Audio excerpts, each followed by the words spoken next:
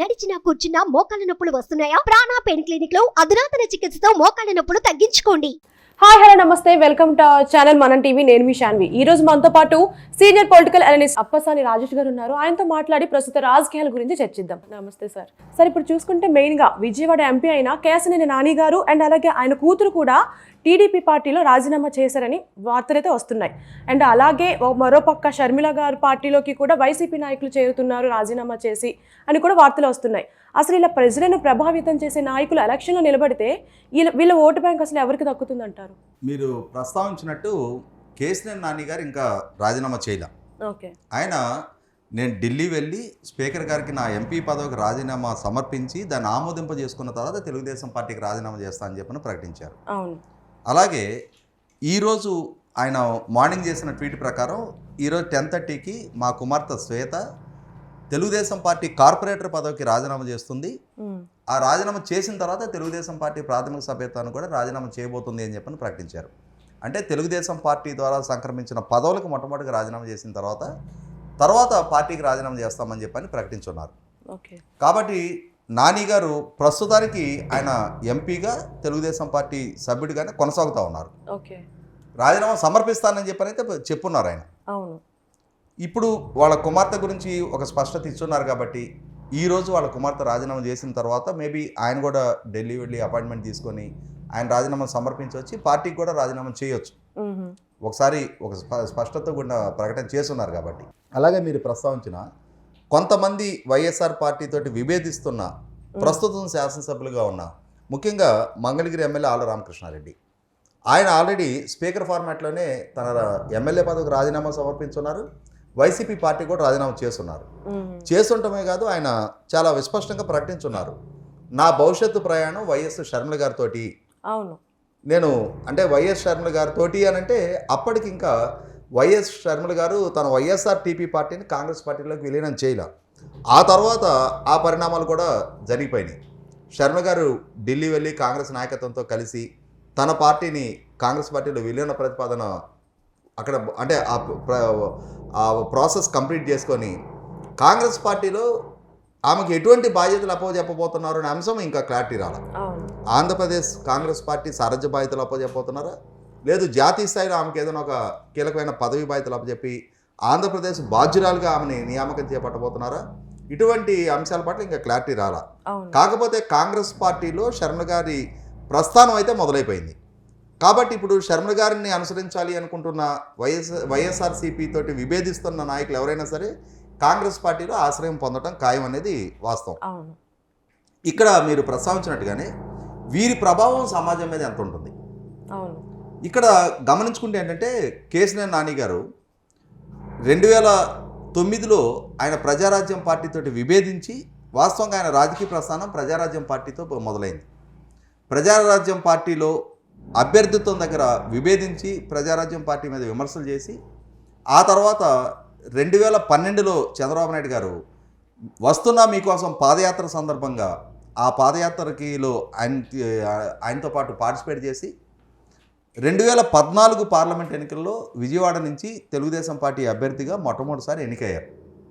ఆ తర్వాత 2019లో కూడా తెలుగుదేశం పార్టీ తరఫున ఆయన పార్లమెంట్ సభ్యుడిగా లోక్సభకి ఎన్నిక కావడం జరిగింది. అంటే 2014, 2019. అంటే 2009కి ముందు ఆయనకి రాజకీయాలతో సంబంధం లేదు, 2012కి ముందు తెలుగుదేశం పార్టీతో కూడా సంబంధం లేదు.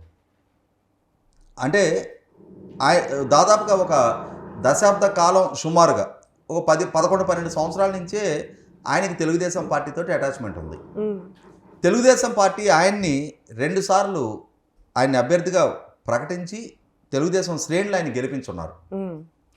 అంటే ఇక్కడ అర్థం ఏంటి, నాని గారి రాజకీయ ప్రస్థానం కన్నా కొన్ని దశాబ్దాల ముందు నుంచి తెలుగుదేశం పార్టీ ఉంది.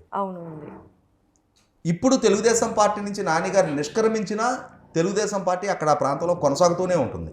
అంటే ఎంతవరకు మైనస్ అయ్యే ఛాన్సెస్ ఉందంటారు? మీ మాటలో చూసుకుంటే కేశినేని నాని గారు ఒక మాస్ లీడర్, నార్మల్గా జనరల్గా అందరికీ తెలిసిందే. బట్ ఒకవేళ కృష్ణా జిల్లాలో టీడీపీలో ఎంతవరకు మైనస్ అవుతుంది అంటారు?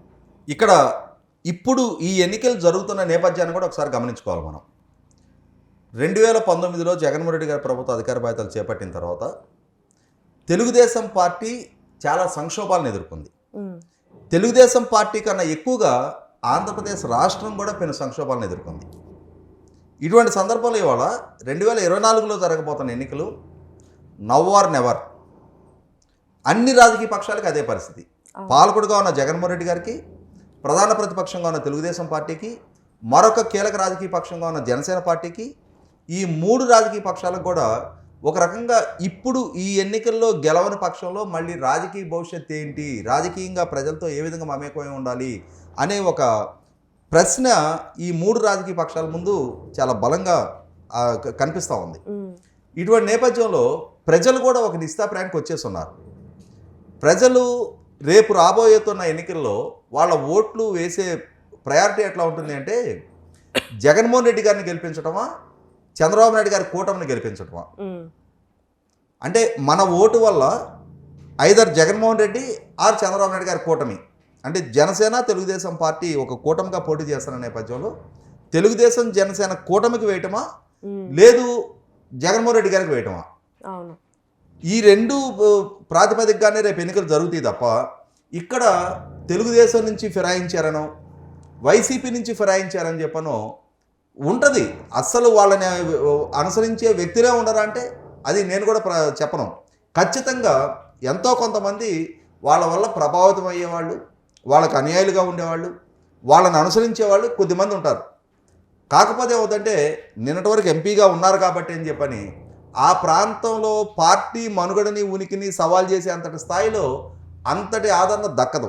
ఎందుకు దక్కదు అని అంటే, కృష్ణా జిల్లాలో విజయవాడ పార్లమెంటు పరిధిలో తెలుగుదేశం పార్టీ చాలా బలమైన క్యాడర్ కలిగి ఉన్న పార్టీ, కార్యకర్తల పరంగా చాలా బలమైన యంత్రాంగం ఉన్న పార్టీ. అన్నిటికన్నా ముఖ్యంగా తెలుగుదేశం శ్రేణుల మనోభావాలు ఇక్కడ చాలా ముఖ్యం. మీరు గమనించుకుంటే ఎన్టీ రామారావు గారు తెలుగుదేశం పార్టీ వ్యవస్థాపక అధ్యక్షులు. ఒక రకంగా ఆయన్ని ఆరాధ్య దైవంగా తెలుగుదేశం శ్రేణులు కొలిచినాయి. కానీ 1995 నాటికి ఎన్టీ రామారావు గారి సరసన లక్ష్మీపార్వతి చేరి తెలుగుదేశం నాయకులని ఇబ్బంది పెడుతున్న నేపథ్యంలో, తెలుగుదేశం ఎమ్మెల్యేల భవిష్యత్తు ప్రశాంతంగా మారుస్తున్న నేపథ్యంలో, తెలుగుదేశం పార్టీలో నాయకత్వ సంక్షోభం తలెత్తుతున్న సందర్భంలో పార్టీ మనుగడ కోసం పార్టీని బతికించుకోవాలి, కొనసాగించుకోవాలి అన్నప్పుడు వ్యవస్థాపక అధ్యక్షులుగా ఉన్న ఎన్టీ రామారావు గారిని పక్కకు జరిపి పార్టీని కాపాడుకున్నారు ఈ క్యాడర్. ఇదే క్యాడరు 1984లో నాదన్న భాస్కరరావు గారి ప్రయోగం జరిగిన రోజున ఎన్టీ రామారావు గారికి అండగా నిలబడ్డారు. కానీ 1995 నాటికి వచ్చేటప్పటికి ఎన్టీ రామారావు గారి వల్ల తప్పు జరుగుతుంది, ఆయన సరిదిద్దుకోలేని తప్పుకు పాల్పడుతున్నారని రియలైజ్ అయిన తర్వాత పార్టీని కాపాడుకునే ఉద్దేశంతో ఆయన్ని పక్కకు జరపడానికి కూడా సాహసించారు. అటువంటి శ్రేణులు ఇవాళ ఎన్టీ రామారావు గారి కన్నా కేసీఆర్ నాని గారి పెద్ద నాయకుడు కాదు కదా, ఆయన స్థాయిలో ఎన్నో వంతు వీళ్ళంతా.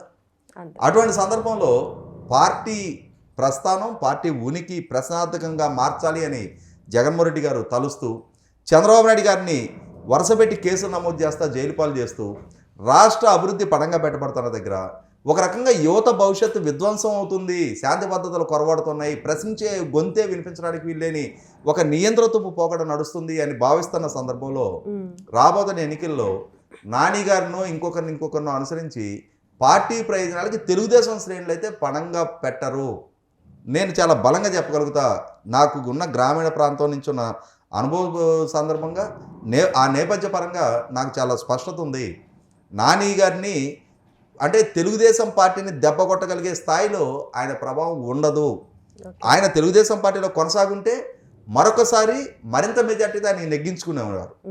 కానీ ఒక రకంగా ఇది తెలుగుదేశం పార్టీ ఆయన్ని దూరం చేయాల.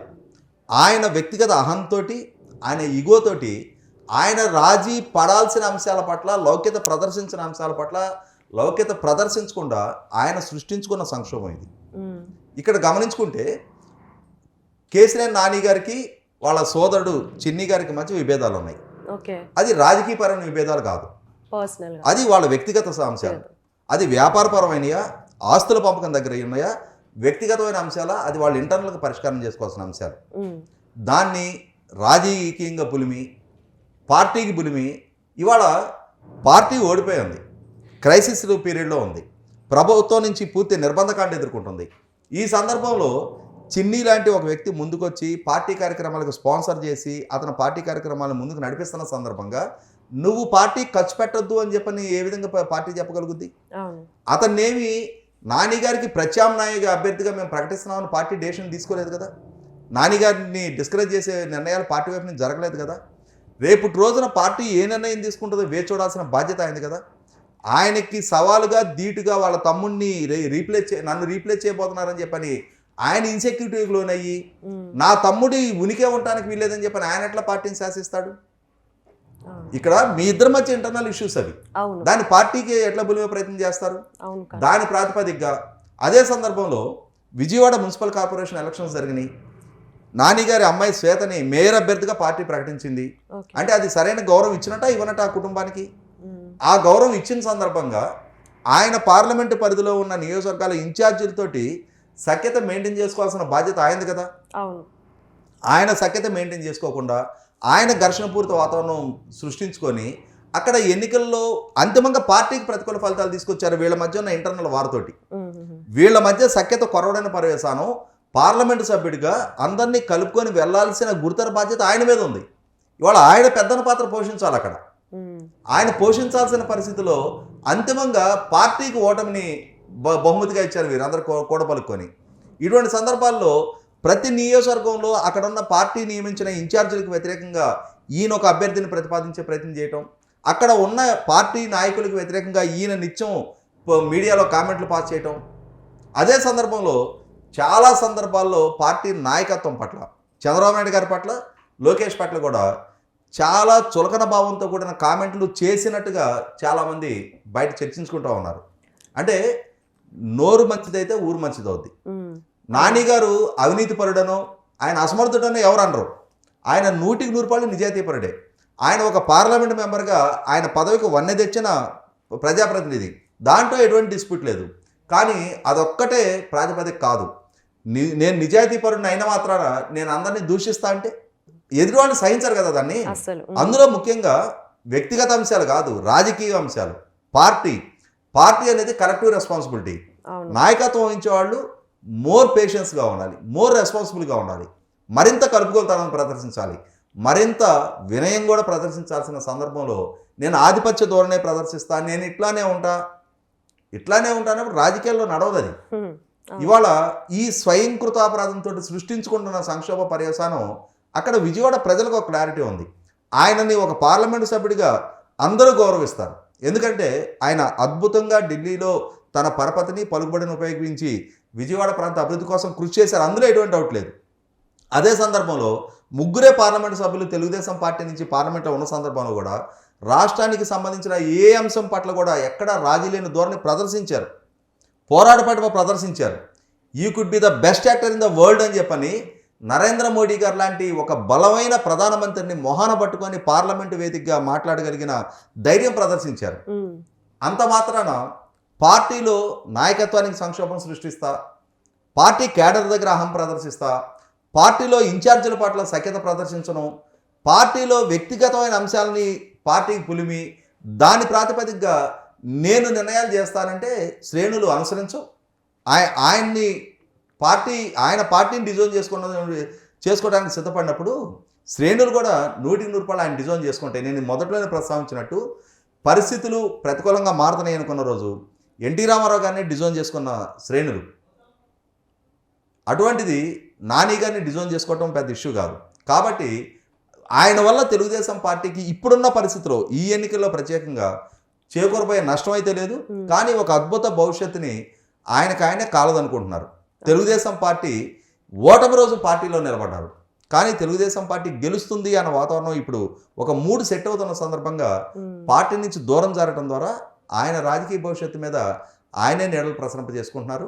అది ఆయనే పునరాలోచించుకుంటే మంచిది. Thank you sir.